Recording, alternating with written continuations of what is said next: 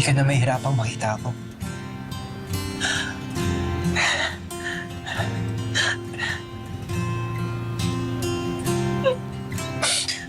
Pero sana tandaan mo. Isang beses lang ako nagpa-apekto sa problema ng pamilya ko kaya kita nasaktan. Pero hindi ako humintong mahalin ka.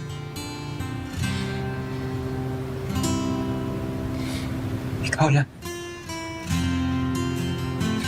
Ikaw parati. Ikaw lang naman.